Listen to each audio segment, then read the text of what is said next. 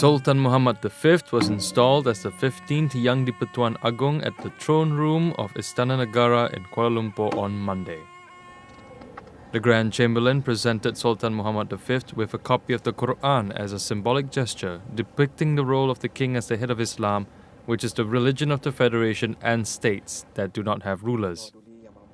His Majesty also received the Keris Panjang Diraja, which symbolizes his willingness to assume the role as head of state. Sultan Muhammad V also read out his pledge after receiving the keris. Bismillahirrahmanirrahim.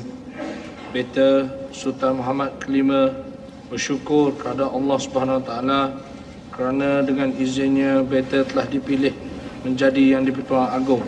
Dengan ini beta akan menjalankan seadil-adilnya pemerintahan bagi Malaysia mengikut undang-undang dan perlembagaan negara serta memelihara dengan sempurna setiap masa agama Islam dan berdiri teguh di atas pemerintahan yang adil dan aman dalam negara. Earlier, Prime Minister Datuk Sri Najib Tun Razak made a proclamation that Sultan Muhammad V had been chosen by the Conference of Rulers as the Yang di-Pertuan Agong.